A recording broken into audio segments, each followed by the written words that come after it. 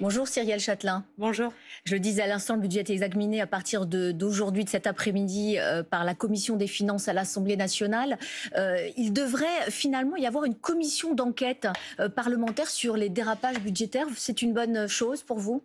Oui, c'est une très bonne chose. Je pense qu'on a besoin de comprendre quels sont les mécanismes qui ont emmené à un tel dérapage budgétaire. Ce que je comprends pas, c'est que toute la classe, un audit avant l'été, au cas où il irait à Matignon, un audit des comptes publics, du budget. Et c'est vrai que tout le monde s'en était ému.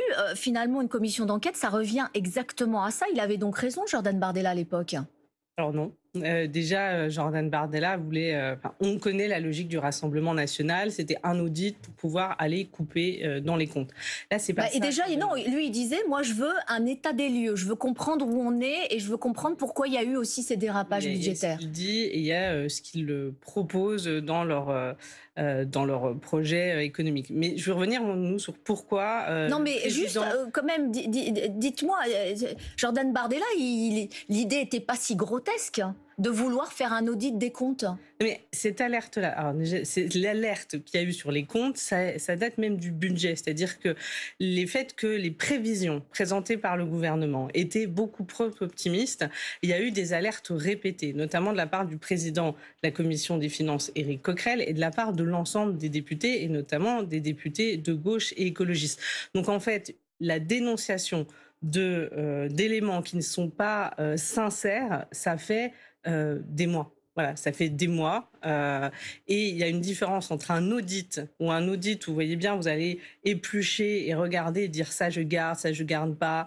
Et là, une commission d'enquête dont le rôle est de déterminer la responsabilité, notamment du gouvernement, du ministre de l'économie sur les déficits, parce que je le rappelle, on a, et c'est vos confrères de France 2 qui l'ont révélé, des informations sur lesquelles le ministre de l'économie avait des alertes depuis novembre 2023 sur le dérapage des comptes publics qui disait l'activité est en baisse, il faudra chercher de nouvelles recettes. Est-ce que vous pointez aujourd'hui la responsabilité directe, entière, de notamment Bruno Le Maire? Est-ce qu'il aurait menti? Est-ce qu'il y aurait de l'insincérité dans ses comptes? Bah, on le craint fortement, oui, qu'il y ait eu de l'insincérité au regard des éléments dont on dispose. Et c'est pour ça qu'il faut aller chercher, qu'il faut aller regarder.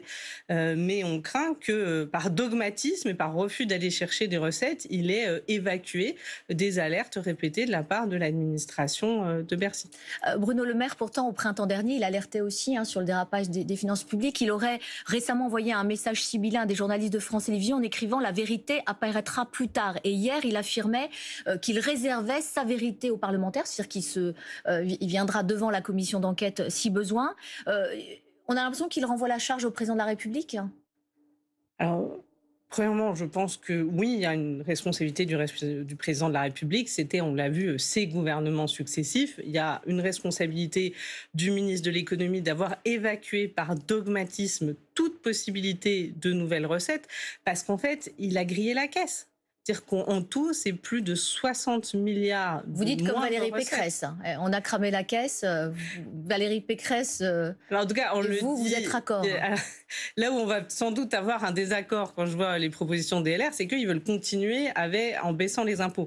Mais c'est ça qui a cramé la caisse. C'est-à-dire que le président de la République a fait finalement 60 milliards de cadeaux de baisse d'impôts. Mais ça se finance. C'est des recettes en moins.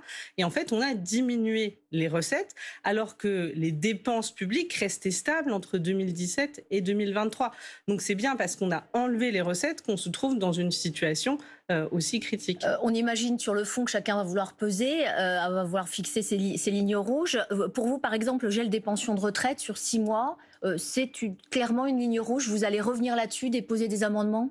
Bien sûr que nous allons revenir là-dessus parce que, encore une fois, je vous l'ai dit, il y a eu 60 milliards de baisse d'impôts, très majoritairement pour la moitié sur les entreprises et les très grandes entreprises. Chez les particuliers, c'est les plus riches qui en vont bénéficier. Et là, on fait payer la facture aux retraités.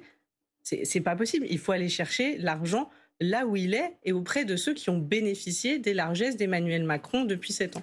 Donc finalement, vous devez soutenir aussi une des mesures de ce budget qui est de taxer les Français les plus aisés, de taxer les grandes entreprises. Là, vous dites bravo Michel Barnier. Et depuis plusieurs semaines, nous le disons, le groupe écologiste et social soutiendra toutes les mesures de justice fiscale.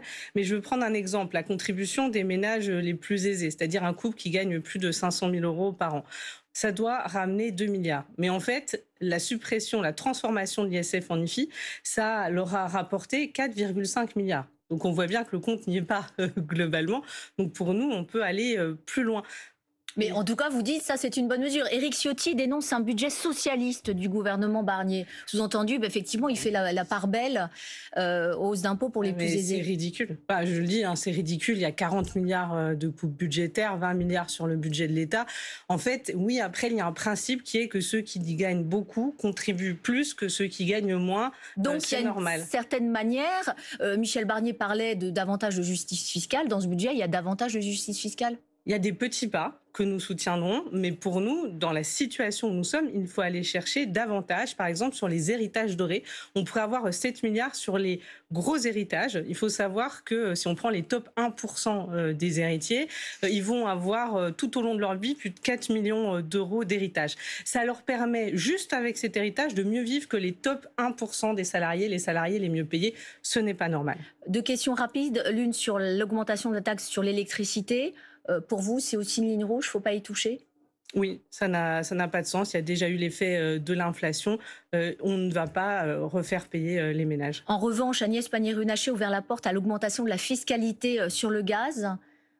Pour vous, vous dites pourquoi pas? Agnès Pannier-Runacher... Elle est un peu isolée, je vous le concède, dans le gouvernement, mais est-ce que c'est quelque chose que vous pourriez pousser? Agnès Pannier-Runacher est la ministre qui a défendu le port méthanier du Havre pour faire venir du gaz de schiste américain. Elle est dans un gouvernement qui coupe l'argent pour les rénovations et pour permettre justement aux ménages de pouvoir rénover leur logement, changer leur chaudière. Et elle dit qu'elle veut taxer le gaz. Enfin, moi, mon objectif, ce n'est pas que les gens payent plus, c'est que les gens arrêtent de consommer du gaz parce qu'ils peuvent changer leur chaudière à gaz. Donc non, ce n'est pas une bonne mesure. Michel Barnier, il a quand même affiché la couleur. Il dit si certains veulent modifier la copie, libre à eux. Le tout, c'est finalement de retrouver ces 60 milliards d'économies qui sont prévues. Vous dites c'est une bonne méthode quand même? C'est une bonne méthode s'il écoute le gouvernement. Il faut qu'il s'engage à ne pas mettre de 49.3. Jeudi, avec Marine Tondelier et Guillaume Gontard, nous rencontrons Michel Barnier. Nous lui dirons ça. Si vous voulez nous laisser réviser la copie, faites-le. Ne mettez pas de 49.3. Avec le nouveau Front populaire et les écologistes, nous défendons des mesures qui permettent de ramener 49 milliards d'euros sans impacter les classes moyennes et les classes populaires. Donc nous savons trouver les recettes. Donc vous avez le contre-budget qui clé en main avec ces 60 milliards d'économies au total. Alors on a des nouvelles recettes et on a effectivement d'autres économies. Par exemple, si on prend l'éducation, on pense que les 2 milliards pour le SNU, c'est pas nécessaire. On pense que les 2 milliards pour le uniforme, ce n'est pas nécessaire. Voilà des exemples très concrets d'économies qu'on peut faire. Michel Barnier affirme aussi ne pas vouloir passer en force, vouloir laisser le temps du débat.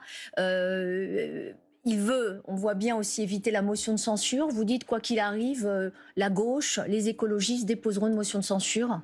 Mais la question, c'est... Il y a deux choses contradictoires. C'est est-ce qu'il nous laisse ou pas modifier le budget? Soit on peut modifier le budget. On arrive à ne pas avoir les coupes budgétaires prévues. On arrive à aller chercher de nouvelles recettes sur les très grandes fortunes et les multinationales comme les multinationales pétro-gazières.